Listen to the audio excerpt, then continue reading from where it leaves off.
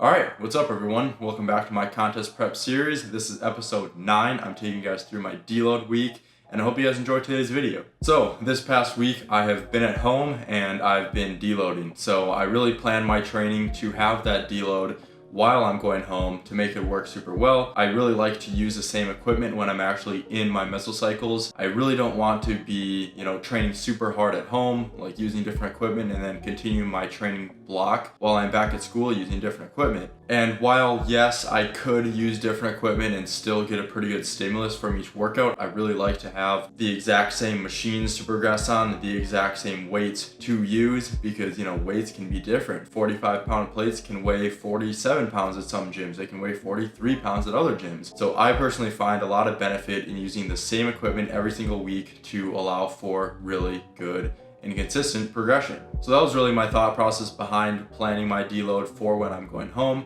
And another reason I plan the deload to go home is to hopefully have some maintenance calories while I was at home. But if you guys saw my last contest prep video, you probably saw the psych in the bottom left-hand corner. And I'm really looking forward to having some higher calories during the deload.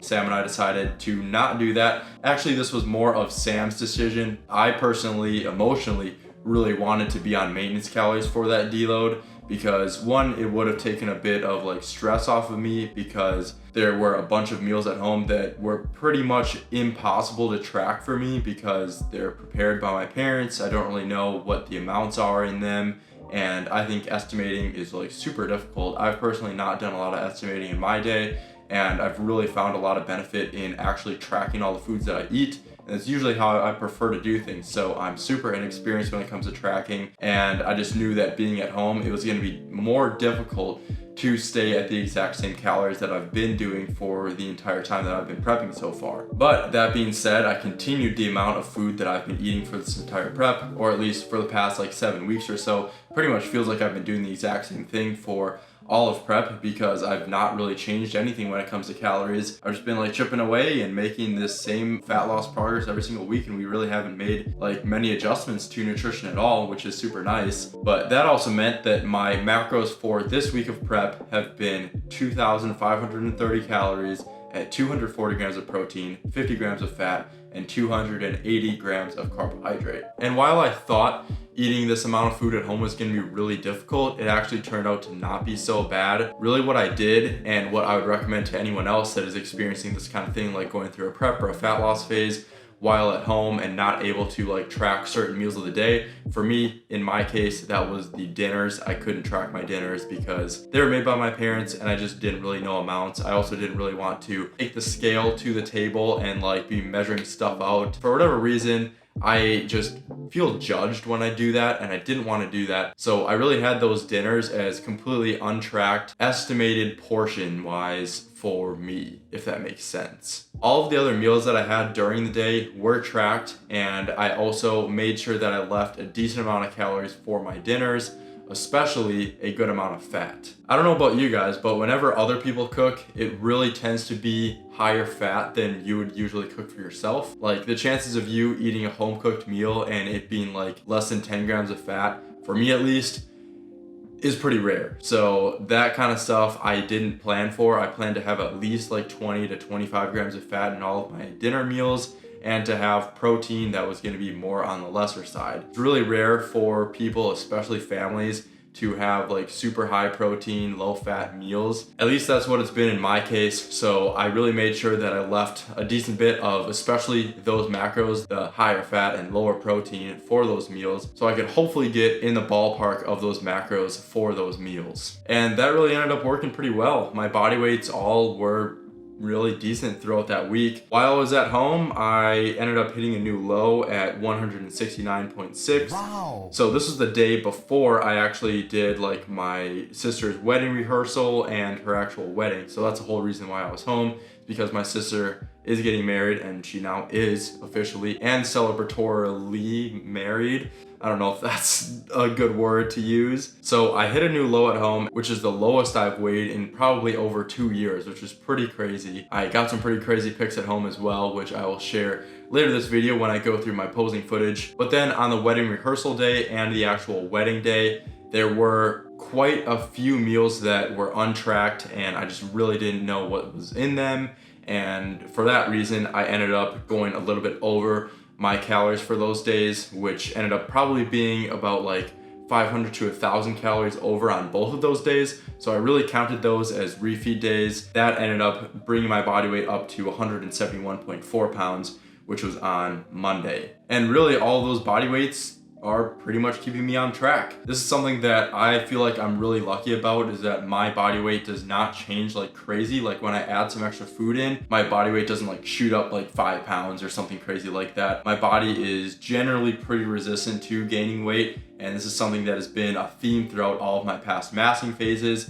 And during cutting, it's, generally pretty easy for me to actually lose weight and lose body fat. I've been losing at a rate of about like 1.5 pounds per week. And some weeks I've even been getting up to 2 pounds of body weight loss per week. So while I had a significant amount of like nervousness and uncertainty when it came to going home and not being able to track some meals, and like I worried about not being on track, I am super happy with how things turned out, and I'm really still on track with prep and things are going really well. And I actually do think that there was a lot of benefit and a lot of positive things that came from having some untracked meals during that deload, and also to have a couple days later in the week where I had more food. This allowed me to kind of take a step back from prep, and while I was at home, that's exactly what I wanted to do. I didn't want to be like super prep focused like I am when I'm here back at school, and I really kind of wanted to take a bit of a break from prep and really be able to psychologically take a step back. So when I come back to St. Louis, I was really able to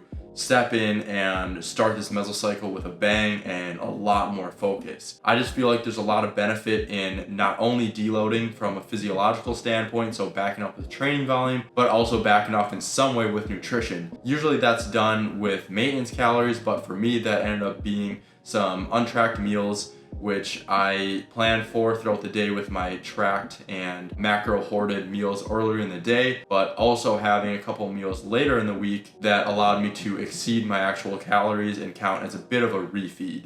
And that's really how everything went from a nutrition standpoint, and overall I'm really happy with how things turned out. As far as training goes, I did some modifications when it came to training for this deload week. So early in the week I did have more time to train because I didn't have, things to do for the wedding or things to do with my family. So I trained pull, push, legs just like I normally would on Monday, Tuesday, and Wednesday. And then Thursday, Friday, and Saturday are when I started implementing some things that were a little bit different. So on Thursday, I actually did a push/pull day, and that really worked out super well with my deload workout, because later in the week, I actually have super low weight on all of my sets, and I actually have half the sets for all of my exercises. So those workouts are able to go by super quick, and actually condensing them into one workout tends to actually work super well. So this is something that I've done with my clients, and it is definitely something that I like to do with myself. I find it super beneficial to have some days later in the week in a deload where you actually don't train at all, and it actually works out super good to just condense push and pull days together into an upper body day and then have an extra rest day in there, which actually allows you to reduce a bunch of that accumulated training fatigue. And then Friday and Saturday I was super busy, didn't train. My training session on Sunday was just a deload leg day, so it was super light. I only did stiff legs with like 135 pounds, whereas I usually do them with like 280 or something like that. But yeah, that turned out super well, and I dropped a ton of cumulative training fatigue, which is exactly what we wanted for this deload week. During this week, because it's a deload week, I am dropping training fatigue, I'm dropping diet fatigue, and I also want to drop adrenal fatigue, which is something that you can experience from high levels of stimulant use throughout a training block, or throughout life. Some people just intake a shit ton of caffeine throughout their day, whether it be from coffee, energy drinks, pre-workout, whatever it is.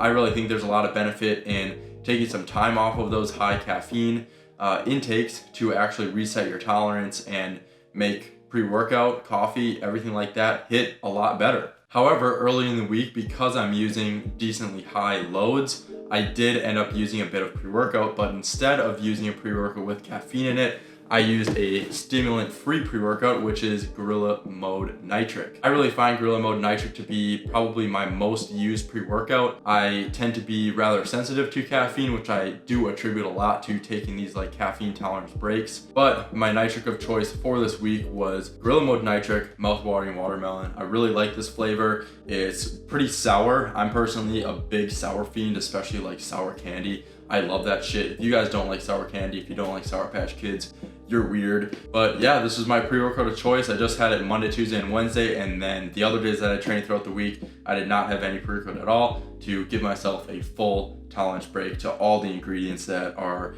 in any pre-workouts. And yeah, that's pretty much been this week. I'm gonna move into the training footage for this week. I actually have some footage recorded from Metroflex in Milwaukee that I trained at with Shay, which was a lot of fun. So I hope you guys enjoyed that, and I hope you enjoy the rest of the video. Catch you later. This is Metroflex in Milwaukee, Wisconsin.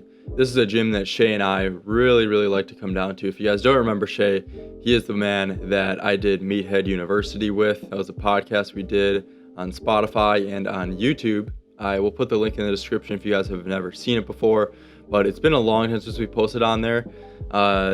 Some episodes may be coming out in the future. I'm not exactly sure. I would really like to start doing a podcast again, but we shall see.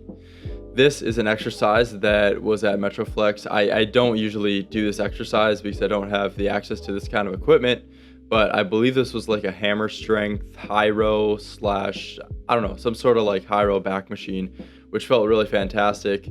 And this was the first workout that I did for my deload. So volume was cut, but the intensity was still there. So I was still training at about like 3 reps from reserve. And the next exercise we did here was just flat dumbbell press. You really just can't go wrong with flat dumbbell press. There were a bunch of other chest machines we could have used, but because of my history with my shoulder injury, I didn't want to fuck anything up and like try some new novel exercise, get a really good stimulus, or like hurt myself, which isn't what I want this deep into prep, especially because getting hurt is something that could happen more easily than not. And then I just wanted to put that in because look at Shay's calves. His calves are huge. I want that shit so bad. Should have chose better parents. Next exercise we have here is a Cybex Machine Row. This machine row, holy shit.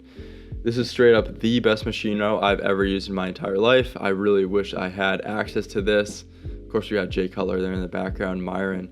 But this back exercise seriously was so good. But using this really made me want to bring up this point that it's important when you are on a deload, if you're going to try a new exercise, to not do a lot of volume on it, because if you do too much, it's a novel exercise, it's going to cause a really good stimulus to you, and then you're going to be like sore during your deload, and that is exactly opposite of what you want.